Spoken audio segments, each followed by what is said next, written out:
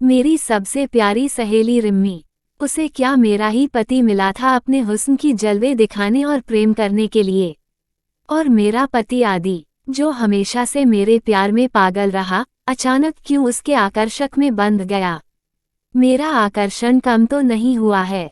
जानती हूँ कि रिम्मी मुझसे कहीं ज्यादा सुंदर है, बहुत ज्यादा चुलबुली है और पुरुष चाहे वह उसकी बेस्ट फ्रेंड का पति ही क्यों ना हो, उसके सामने अदाएं दिखाने से भी गुरेज नहीं करती है। गलती तो मेरी ही थी। क्यों रहने दिया उसे अपने घर में। बस 2 दिन के लिए काम से आई हूँ। तेरे होते हुए होटल में रुकूं तो तुझे अच्छा लगेगा क्या। मेरे तो मना करने का सवाल ही नहीं था। आदि के पास तो इतना समय होता ही नहीं कि इन सब बातों पर ध्यान दे। लेकिन डिनर पर रिम्मी ने बातों की ऐसी फुलझड़ियां छोड़ी कि स्वादिष्ट खाने के साथ साथ उसकी लच्छेदार बातें भी आदि ने चटकारे लेकर सुनी। अगले दिन भी वह समय से पहले आ गया।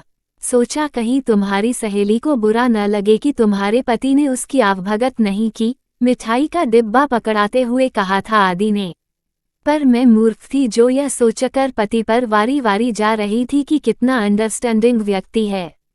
समझी ही नहीं कि वह तो रिम्मी के मोह में उलझ रहा है और वह भी चाशनी में लपेटकर किस्से सुनाती रहती।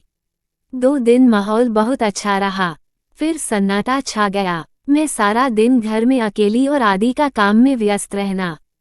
15 दिन बीते थे कि रिम्मी फिर आ गई। इस बार हफ्ते के लिए आई हूँ। पिछली बार तुझे बहुत शिकवा रहा था न कि मैं केवल 2 दिन ही रुकी थी।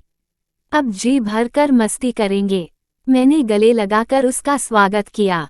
आदि के चेहरे पर प्रसन्नता के जो अनार चमचमाए उन्हें देखकर भी अनजान बनी रही।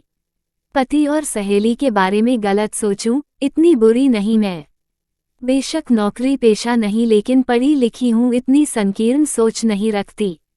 इस बार 1 हफ्ता था तो आदि और रिम्मी की दोस्ती थोड़ी ज्यादा हो गई। दोनों औपचारिकता छोड़कर खुलकर हंसी मजाक करने लगे। मेरे सामने जो पहले एक तकल्लुफ रखा गया था वह अब नहीं था। ऐसे दोनों बात करते मानो रिम्मी मेरी सहेली न होकर आदि की कोई पुरानी दोस्त हो। अच्छा है, पति का मेरी सहेली के घर आने पर ऐतराज न करना। मैंने अपने दिल को साफ रखते हुए यही सोचा। लेकिन धीरे धीरे जब रिम्मी का आना बढ़ता गया और आदि का उसके शहर में जाना भी, तो मेरे अंदर की ईर्ष्यालु स्त्री को तो बाहर निकलना ही था।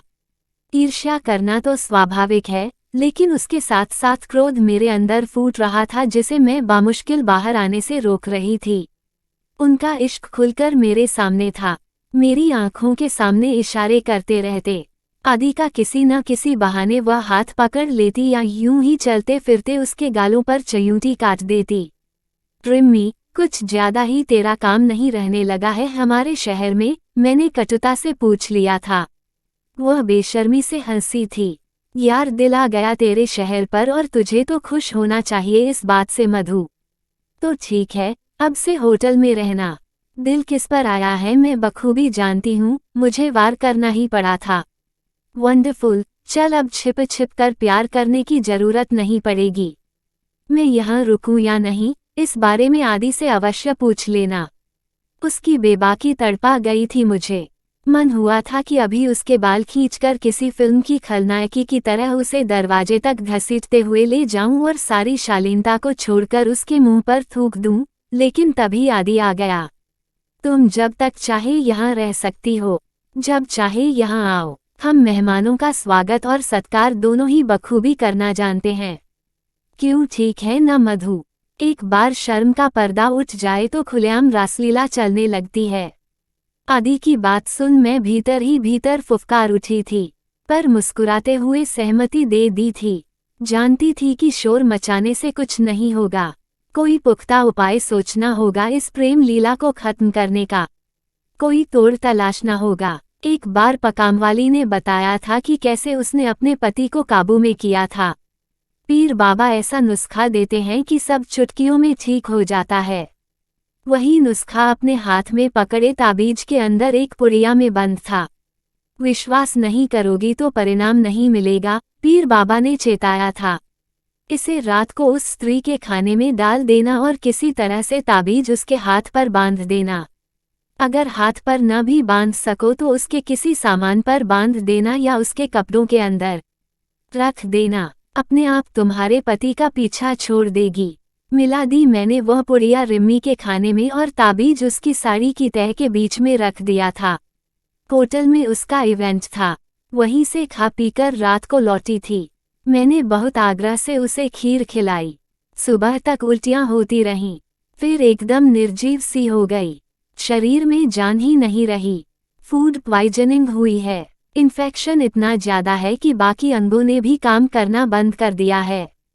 बहुत रेयर केस है, आमतौर पर फूड पॉइजनिंग में ऐसा होता नहीं है, लेकिन लगता है इन्होंने कुछ बासी चीज़ खा ली है या कुछ ऐसा जो इन्हें सूट नहीं किया। बचना नामुमकिन है। इन्हें फैटी लीवर की समस्या तो है, वह भी लास्ट स्टेज वाला फैटी लिवर। खाने पीने पर कोई नियंत्रण नहीं इनका, बहुत चटोरी हैं।